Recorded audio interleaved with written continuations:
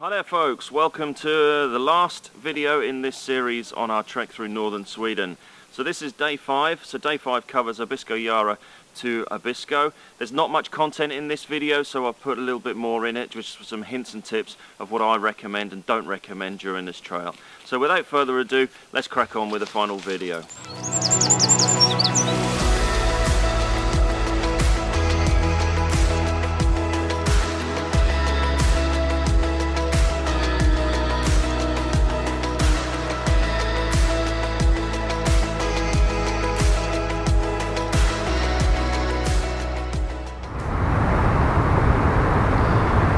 So this is day 4,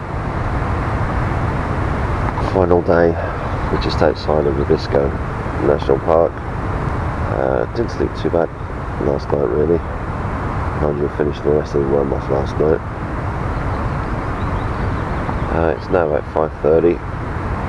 Get up in a bit, have something to eat. It's a little bit windy today, overcast, there's rain forecast, and we've got about 12k to get done today, so we'll get packed up and we'll get on our way.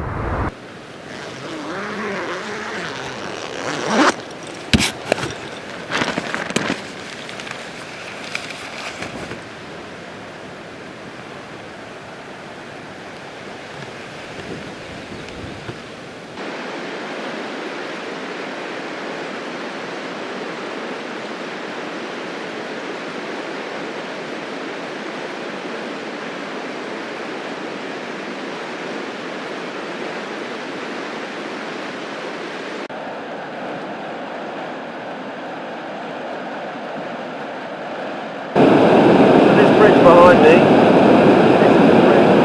basically coming into the national park here at Abisko. We're probably about just under a kilometre away from the border of the national park. So we've been doing this walk from Nikkaluokta to Abisko.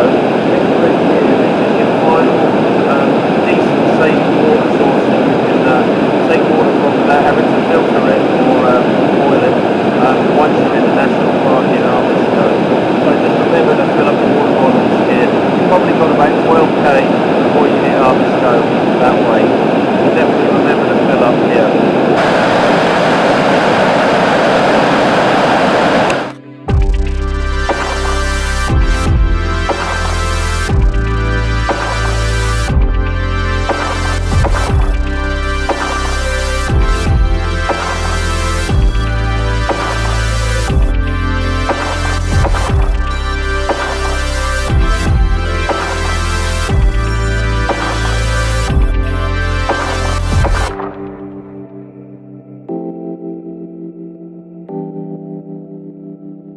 Right, that's also packed up. So yeah, it's just starting to rain now, so I can't be bothered to pull out my waterproofs and that, so I'm just going to walk through the drizzle. I think hopefully it'll clear up. If it doesn't, I'll just get wet. It's the last day today, so not really fussed about that. So this has been an absolute great trip. Even though it's not finished yet, we've still got 12k to go, and this is probably one of my favourite terrains. This is, apart from all the blooming mosquitoes. So this is all Birch Marsh. This is the national park here. It's fantastic around here. It really is so beautiful. Just the signs of all the animals around here is just amazing. There's moose scat laying around all over the place around here. So we're just filling up the water bottles from the river down there, and we're going to make our way towards Abisko. A couple of things you should really take with you in this area here, around the Abisko area. It's absolutely riddled with mosquitoes. Get yourself some decent mosquito repellent. Get yourself a mozzie hat or a mozzie net as well, much definitely needed. I normally use Migga, but I've had this one sent to me previously before and used this, and it's always been okay. So we've been using this one, and it's worked an absolute treat. And then mosquito net wise, this is a Fjällräven marlin hat where it has the net built into it. But yeah, definitely mosquito hats, mosquito nets, mosquito repellent are a must. I'm just coming through the trees just outside of Abisko here. You just hear some reindeer bells, and just looking through the trees just in front of us, there's thousands of reindeer. So we're just quietly trying to get to the edge of the tree line and see whether we can see them.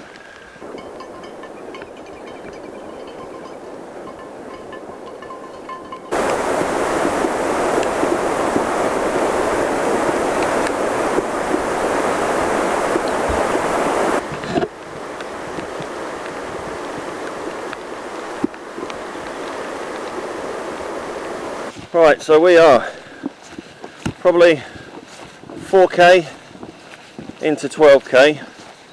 It's raining quite, that's off and on actually, but it's quite easy going along this wooden pathway. At least the mozzies are away while it's raining, but when it stops they're out in force. So yeah, complete into Birch now, just on the edge of the mountain and edge of the lake. So we're just carrying on, just poodling through till we get to the end. Right, shattered, absolutely shattered. It has took it out of me, this last little section. I've got 6k left. It's about 12:30 now, so we're just going to try and break this one down and get this done, because I think we've both basically had enough.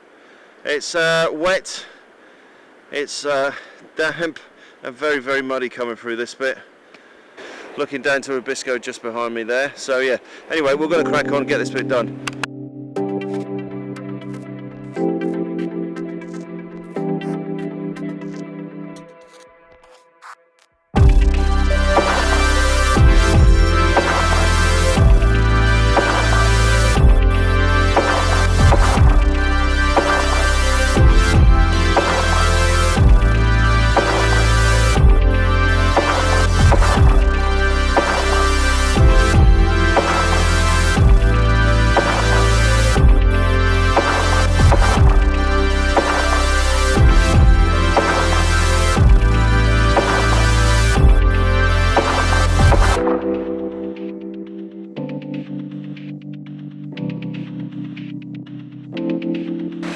Not far now, not far. So we've just got this big bridge to cross over this river, and then I think we come back over the river at some stage, or it's a separate river, I can't remember.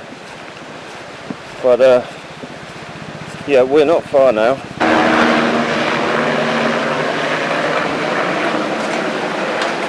So yeah, feeling a bit shattered now. Right, off we go. Not far now. Not far. Not far. So the next trick is trying to find a room tonight, because cleverly we haven't booked a room, and being midsummer it's going to be heaving, hopefully, for a good old party anyway. But yeah, that's the next thing. So I reckon we're probably only about a k from the end now, without looking at the map. The signs of civilization.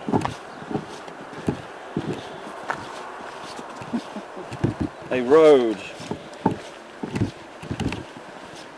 So now I've just got to remember which way to go. I think we have to walk under the bridge. Oh no, we can walk up over the road up there, that's right, and then we can cross over that.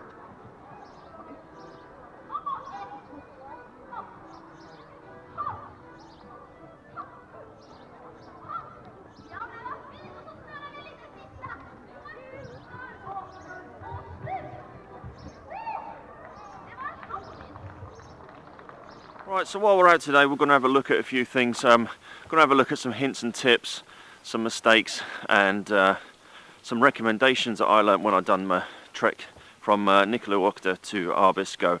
So let's have a look at the first one. So the first one we're going to look at is food. So let's have a look at what I took with me food-wise. So the first thing is these little pouches of whole dried egg. So you'll see on the video of me putting these together, it's basically a whole egg with parmesan and salt and pepper. So these done really, really well for breakfast. The only disadvantage with these is that you have to cook them. These are not like a freeze-dried meal where you're actually rehydrating the meal. You do have to cook these, so you're using a little bit more fuel to get these done in the morning. But other than that, these worked really, really well. They cooked really, really well, and they taste pretty good as well, and they're pretty light as well. And then I'd also take some of these real Termat fruit mueslis as well. These are absolutely brilliant. These basically weigh 113 grams. They've got 369 kilocalories of energy inside of these. They can be eaten warm, they can be eaten cold. But as something different to the eggs that I would normally have, I'd take these with me. So during the hike itself, I would literally just graze on a bag of trail mix.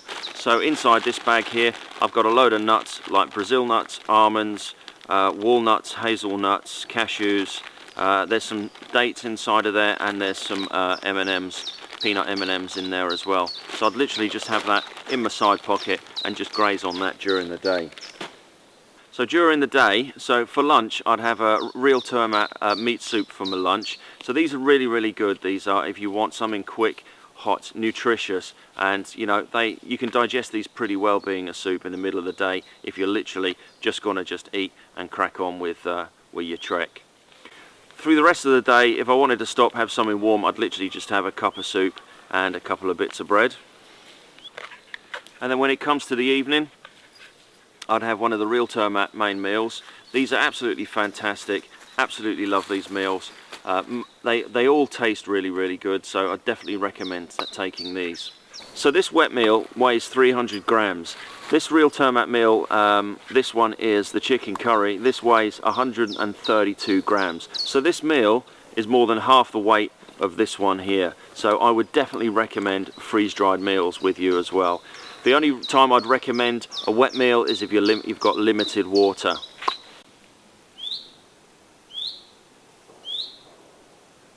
So the next thing we're going to look at is foot protection and recommended footwear. So I don't know whether you remember when I done my gear loadout video, I didn't really know what footwear to take. I did want to take a set of trail runners, I had a set of Scarpas to choose from, and I also had the new Lundhag's Vandra as well. And I was unsure what footwear to wear. So I did like the idea of wearing a set of trail runners. I put it out to everyone what they would recommend, and it basically came back that the Lundhags would probably be the best set of boots to wear. And you know what? That was a very, very good choice. So thanks for everyone for helping me choose that as well. The Lundhags were the best footwear to wear at that time of the year. So you've probably seen the Armorskin anti-blister socks that I've reviewed and mentioned in loads of videos and loads of my posts on Instagram. Why do I recommend these? Because these are an absolute fantastic product. For a dermal protection, these things are absolutely brilliant. So basically what I had on my trek is I'd wear a set of Armorskin. So I took 2 pairs of Armorskin with me. So I'd literally just wear a set of Armorskin as the dermal protection layer, and then I had a couple of pairs of the Daki waterproof socks that I took with me as well. These socks work really, really well together. So using your Armorskin anti-blister socks as your dermal protection layer, and then using a set of Daki waterproof socks as your main sock. These are really, really warm, they're waterproof, although I didn't really need to wear a waterproof set of socks with the Lundhag boots because they just kept my feet dry anyway. Right, okay, so the next thing we're going to have a look at is bug protection. So here's a few options that you've got to take with you, and here's obviously what I took with me as well. Right, looking at bug protection. Obviously out in Sweden, I'd say Sweden, but out in Scandinavia, that time of the year, the place is absolutely riddled, infested with midges and mozzies. So you need to be taking some precaution to protect yourselves from these. I've got 3 products here that I regularly use. These are all Swedish products, these ones here. So let's just take a look at these products and see the disadvantages and advantages of each one. Right, so the first one we're going to look at is Miga. So Miga, I've used this for about 3 or 4 years, and every time I go up there I always buy another bottle of this because it is absolutely fantastic and really does keep the bugs away. So this one here, this is just a little gel that is just squeezed out of the bottle and then just put on,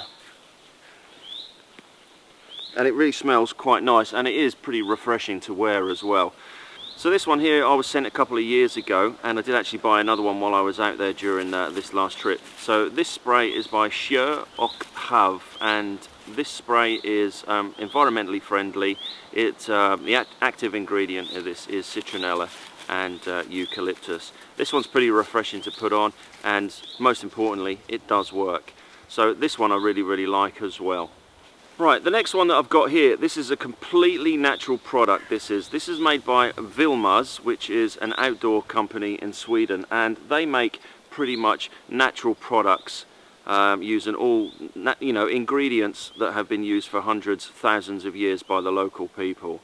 So this one here, this is like an essence, and you just basically put a bit onto your finger, and if you smell it, it smells of pine tar, it smells of birch, and it smells quite smoky as well. So this one is literally just rubbed on to pulse points and just over the area of skin that you want to protect. So this is a natural product. It does work, but it does really, really smell. Personally, I quite like the smell of it, but lots of people don't like it. So out of all of the products that we've seen today, this is the one that I'd recommend. Kör och Hav. It's a spray on mosquito repellent. The active ingredients citronella and eucalyptus, environmentally friendly. You can buy this online. I'll put a link in the description below to their website. You can also find this in the shops around Kiruna. So this is the one I'd definitely recommend. But like again, it's personal choice. Just remember, mosquito repellent is personal choice. There's two that work for me, which is Migga and Kör och Hav, and this is the one that I recommend because this is completely environmentally friendly. Okay, another form of protection by the bugs, of course, is a mosquito net. Now you can buy a mosquito net that goes over your hat that you're wearing for like £5 from Go Outdoors or online. But I chose to pick this hat, which is a Fjällräven Marlin, and it has the net integrated into the hat itself. So this Fjällräven hat has the mosquito net attached around the brim of the hat by poppers, and then the net just pulls down over the top, and then the net just falls down. So net comes down, and then on the side here you've just got a little lace that you can just do a half hitch in, and there we go, you've got complete protection around your face. Okay, this is a little bit expensive compared to a £5 mosquito net that would work exactly the same, that you could buy out of Go Outdoors or Decathlon or something like that. So some form of mosquito net is definite if you're going early season like what we done, June to July. Mosquitoes are going to be rife at that time of the year. If you're taking part in the Fjällräven Classic, which is August, I definitely recommend taking one as well. The mosquitoes aren't going to be as rife as what they would be early in the season, but if you're like me and they really, really like you, then you're definitely going to want some form of protection like this.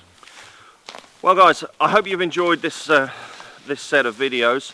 So that was 5 days through northern Sweden, from Nikkaluokta to Abisko, covering 110 kilometers in total. Hope you enjoyed these videos as much as what I enjoy making them, and I hope to see you out on the next one.